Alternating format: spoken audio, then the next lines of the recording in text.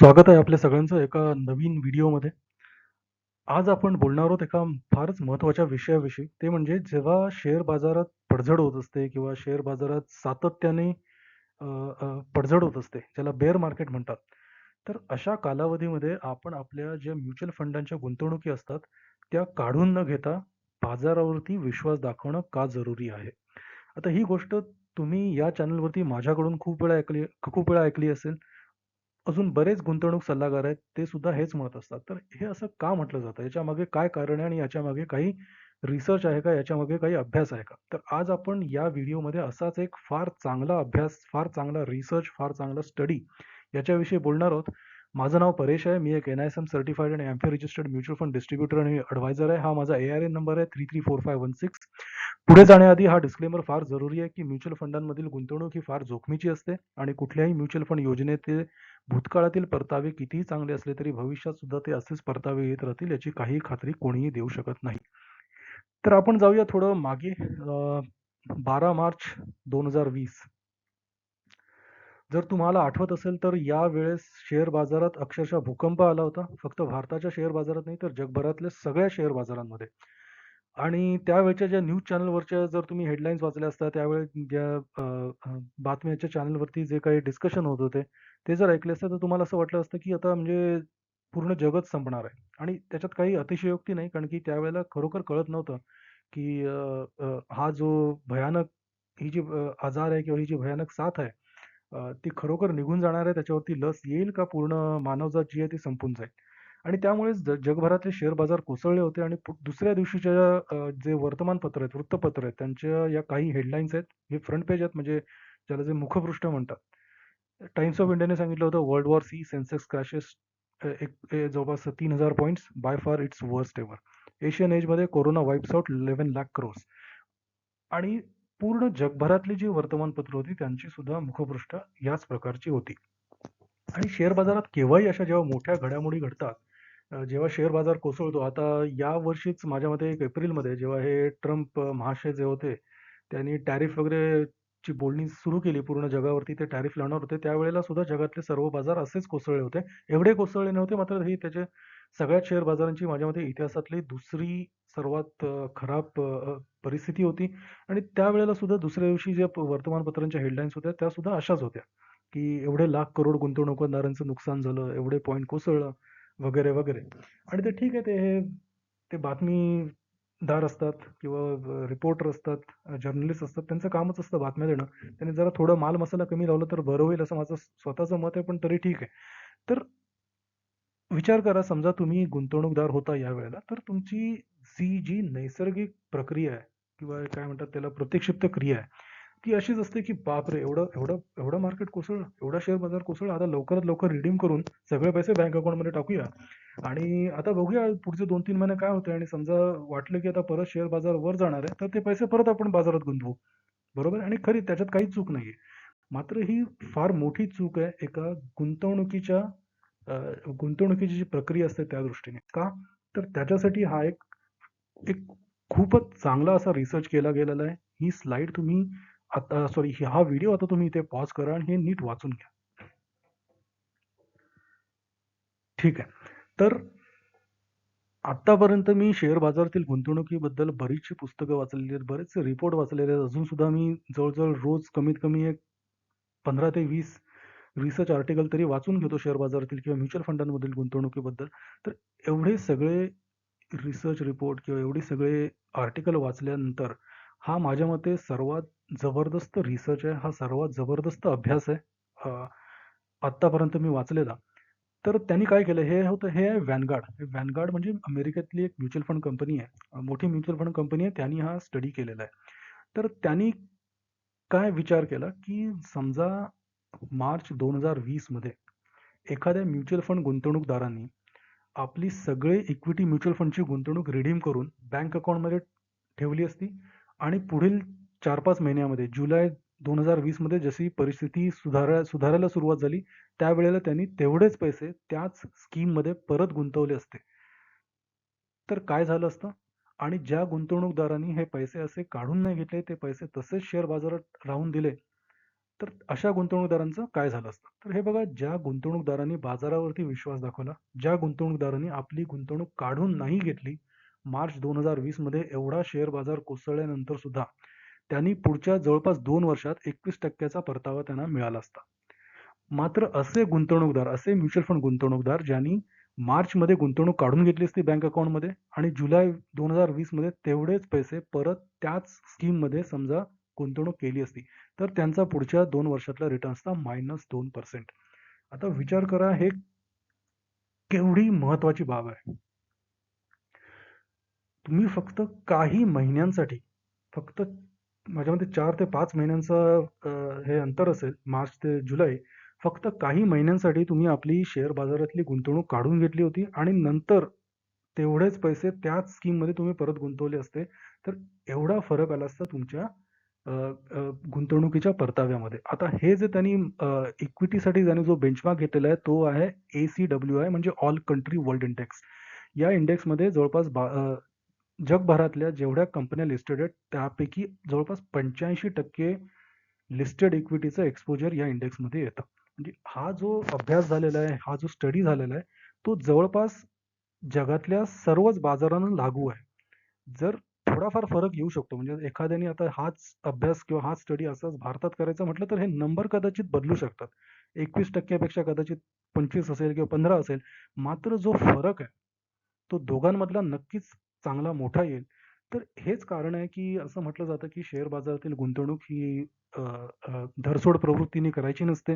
त्याच्यात एक डिसिप्लिन असावी लागते. डिसिप्लिन म्हणजे शिस्त. अ, या चॅनलवरती मी जे काही व्हिडिओ बनवलेले आहेत मोठ्या-मोठ्या गुंतवणूकदारांबद्दल, अ, वॉरन बफे साहेबांबद्दल मी 1-2 वेळा बोललेलो आहे. त्यांचे जे काही सल्ले आहेत गुंतवणूकदारांसाठी, ते मी एका 2-3 व्हिडिओमध्ये तुम्हाला सांगितलेलं आहे. पीटर लिंच साहेब हे जगातले सर्वाधिक यशस्वी असे म्युच्युअल फंड मॅनेजर होते. त्यांचे जे काही सल्ले आहेत त्यांच्यावरती एक वेगळा व्हिडिओ मी बनवला आहे. तो जर तुम्ही पाहिला नसेल तर तुम्ही नक्की पाहावा. तर हे जगातले जे सर्वाधिक यशस्वी गुंतवणूकदार आहेत, त्यांनी नेहमी हेच म्हटलं आहे, की तुम्ही जेव्हा शेअर बाजारात गुंतवणूक करता, तेव्हा तुम्ही ती एका शिस्तबद्ध रीतीने करणं जरुरी आहे. त्याच्यात तुम्हाला एक दीर्घ गुंतवणूक कालावधी ठेवणं जरुरी आहे आणि तुम्हाला शिस्त अंगी बाणवावी लागेल, की एकदा तुम्ही चांगला अभ्यास करून बाजारात उतरलात, की मग थोडीफार जी काही पडझड होते छोट्या कालावधीसाठी 1-2 महिने, 3 महिन्यासाठी, त्याच्याकडे फारसं लक्ष देऊ नये. शेअर बाजारावरचा आपला विश्वास, आपल्या गुंतवणुकीवरचा आपला विश्वास हा कायम ठेवावा. जे गुंतवणूकदार अशा शिस्तबद्ध रीतीने गुंतवणूक करतात आणि ज्यांचा शेअर बाजारावरती विश्वास असतो आणि ज्यांचा गुंतवणूक कालावधी दीर्घ असतो, त्यांनाच चांगला परतावा मिळण्याची शक्यता जास्त असते आणि हेच बेसिक आहे व्हॅल्यू इन्व्हेस्टमेंट फिलॉसॉफीचं, जे मी व्हॅल्यू कॅटेगरी म्युच्युअल फंडांवरती सुद्धा एक व्हिडिओ बनवला आहे या चॅनलवरती. तो सुद्धा तुम्ही पाहून घ्यावा. हे बघा, ही जी शिस्त आहे, ही जी शेअर बाजाराच्या गुंतवणूकदारांची नाही, हे शेअर बाजाराचा जो स्वभाव आहे किंवा शेअर बाजाराचं जे स्ट्रक्चर आहे, बेसिक स्ट्रक्चर, त्याच्यामध्येच ती शिस्त भिनलेली आहे. तुम्ही जगभरातले शेअर बाजार बघा, कुठल्याही छोट्यातल्या छोट्या देशाचा एकदम छोट्यातला छोटा शेअर बाजार जरी बघितलात, तरी तो एका शिस्तबद्ध रीतीने चालतो. आता भारतात सुद्धा जर तुम्ही बघितलं, जो शेअर बाजार असतो, तो 9 वाजता उघडतो प्री मार्केट ट्रेडिंगसाठी. 9:15 वाजता तो सगळ्या गुंतवणूकदारांसाठी उघडतो आणि 3:30 वाजता बंद होतो. म्हणजे शेअर बाजार जो असतो, तो वेळेवर उघडतो आणि वेळेवर बंद होतो. कोणी कितीही मोठा गुंतवणूकदार असला, कोणाची कितीही ओळखी असल्या, तरी तो शेअर बाजाराला फोन करून सांगू शकत नाही, की "बाबा, मी आता ट्रॅफिकमध्ये फसलोय, थोडा उशीर होणार आहे. 9:15च्या ऐवजी तू जरा 9:30ला उघड." असं होऊ शकत नाही. बरोबर? कोणी कितीही इथे मोठा बिझनेसमन असला किंवा त्या कोणाच्या कितीही राजकीय ओळखी असल्या, तरी तो फोन करून सांगू शकत नाही, की रविवारी काम करा तुम्ही शेअर बाजाराला, की रविवारी शेअर बाजार उघडा ठेवा. जसं ते आपल्या एम्प्लॉईजना सांगतात, आपल्या कर्मचाऱ्यांना सुट्टीच्या दिवशी किंवा अ, रविवारी काम करायला भाग पडतात, तसं ते करू शकत नाहीत कोणी कितीही मोठं असलं तरी. तर ही जी शिस्त आहे, शेअर बाजारातली गुंतवणूक ही शिस्तबद्ध असते आणि जर तुम्ही शिस्तबद्ध गुंतवणूकदार असाल, तरच तुम्हाला चांगला परतावा मिळण्याची शक्यता असते. तर हे काय, याचा अर्थ काय, की तुम्ही गुंतवणूक करण्याआधी पूर्णपणे अभ्यास करावा लागेल. तुम्ही ज्या म्युच्युअल फंड योजनेमध्ये गुंतवणूक करताय, त्याच्यासाठी तुम्हाला एका चांगल्या गुंतवणूक सल्लागाराला भेटावं लागेल. ती योजना समजावून घ्यावी लागेल. त्या योजनेची गुंतवणूक रणनीती काय आहे? त्या योजनेचा मागील परतावा कसा आहे? ते जे फंड मॅनेजर आहे त्यांचं प्रोफाईल कसं आहे? हे सगळं, या सगळ्याचा अभ्यास करून, रीतसर रीतीने अभ्यास करून, एकदा तुमची खात्री पटली, की एखादी योजना तुमच्यासाठी चांगली आहे, त्यानंतरच त्याच्यात गुंतवणूक करा आणि एकदा तुम्ही गुंतवणूक केली, तर त्याच्यानंतर मग सारखी ती काढून घेणं, परत दुसऱ्या योजनेमध्ये गुंतवणूक करणं असं करू नये. तुम्हाला त्या गुंतवणुकीवरती विश्वास दाखवावा लागेल, तुम्हाला शेअर बाजारावरती विश्वास दाखवावा लागेल आणि तुम्हाला भारतीय अर्थव्यवस्थेवरती विश्वास दाखवावा लागेल. हे सुद्धा मी 2-3 वेळा या व्हिडिओवरती या चॅनलवरती म्हटलंय, की जेव्हा तुम्ही शेअर बाजारात गुंतवणूक करता, तेव्हा बेसिकली तुम्ही त्या देशाच्या अर्थव्यवस्थेवरती विश्वास दाखवत असता. कारण की शेअर बाजार तेव्हाच वाढणार आहे, जर त्या देशाची अर्थव्यवस्था वाढत राहील. जर तुम्हाला वाटतंय, की भारताची अर्थव्यवस्था ही मागील काही वर्षात ज्या चांगल्या पद्धतीने वाढलेली आहे, ती अशीच याच पद्धतीने वाढत राहील, तर तुम्ही शेअर बाजारात यावं आणि मात्र मग तुम्हाला विश्वास दाखवणं जरुरी आहे आणि आपली गुंतवणुकीसाठी तुम्हाला दीर्घ कालावधी ठेवणं जरुरी आहे. तुमचे जे पोर्टफोलिओचे एन-ए-व्ही आहेत, ते तुम्ही daily basis net asset value हे डेली बेसिसवरती चेक करू नका. जास्त बातम्यांकडे लक्ष देऊ नका. शेअर बाजार पडला, उसळला हे होतच असतं. 5-10% ही जी अ, अ, चढ-उतार असतात ते बाजारात येतच असतात. मात्र जर तुम्ही एका लांब कालावधीकडे बघितलत तर शेअर बाजाराने जवळपास 1990च्या दशकापासून आत्तापर्यंत जर तुम्ही एवढा मोठा कालावधी बघितलात तर शेअर बाजाराने चांगला परतावा दिलेला आहे, पॉझिटिव्ह परतावा दिलेला आहे. मध्ये कितीही चढ-उतार आले असले तरी आणि हे त्याचं एक चांगलं उदाहरण आहे. हे उदाहरण मी त्या लाँग टर्म इन्व्हेस्टमेंट होरायझनवरती जो व्हिडिओ बनवला होता त्याच्यामध्ये सुद्धा आहे आणि हे मी परत इथे देत आहे आणि लक्षात ठेवा हे फक्त मी उदाहरणासाठी देत आहे. ही गुंतवणूक हा गुंतवणुकीचा सल्ला नाही आहे. तर ही आहे एच-डी-एफ-सी फ्लेक्सिकॅपची एन-ए-व्ही त्यांचा एन-ए-व्ही परफॉर्मन्स कसा राहिलेला आहे. बघा निळी निळी निळी रेष बघा. तर ठीक आहे. तर या 1995 पासून 2025 पर्यंत शेअर बाजारामध्ये प्रचंड चढ-उतार आलेले आहेत. कित्येक क्रॅश झाले. Global financial crisis, Satyam scam, Covid, Russia Ukraine war. तरीही ज्या गुंतवणूकदारांनी शेअर बाजारावरती विश्वास दाखवला, त्यांचे पैसे किंवा त्यांना जो परतावा मिळालेला आहे, तो चांगला परतावा मिळालेला आहे. जर तुम्ही ₹1,00,000 1995 मध्ये या स्कीममध्ये गुंतवले असते आणि ते ₹1,00,000 तसेच ठेवले असते, मध्ये कितीही पडझड झाली तरी ते काढून न घेता, तर त्या ₹1,00,000 ची किंमत आज जवळपास ₹2,00,00,000 असती. तर याच्यापेक्षा चांगलं उदाहरण जे मागचा आपण जो रिसर्च बघितला मागील स्लाइडमध्ये Vanguardचा किंवा या स्कीमचा जो परफॉर्मन्स आहे, याच्यापेक्षा चांगलं उदाहरण असू शकत नाही, की तुम्हाला एक संयम का ठेवावा लागतो शेअर बाजारातील गुंतवणुकीमध्ये, तुम्हाला एक विश्वास का दाखवावा लागतो बाजारावरती.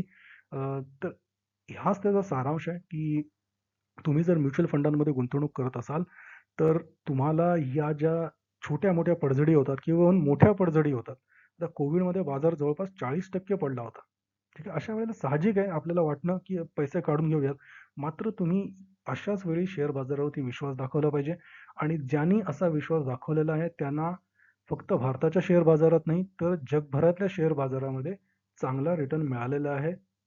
भूतकाळात जरुरी नाहीये, की भविष्यात सुद्धा असाच रिटर्न येत राहील, हे सुद्धा सांगणं जरुरी आहे. मात्र शेअर बाजारात तेच लोकं पैसे चांगले कमवू शकतात, ज्यांचा गुंतवणूक कालावधी दीर्घकालीन असतो आणि ज्यांच्यात शिस्त असते, गुंतवणुकीची शिस्त असते.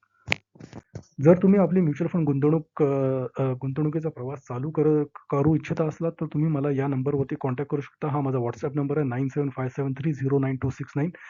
सबस्क्राईब करा या चॅनलला. या चॅनलवरती आपण अजून बरेच काही खूपसे इंटरेस्टिंग असे व्हिडिओज बनवणार आहोत म्युच्युअल फंड गुंतवणुकीविषयी. पाहत राहा. धन्यवाद.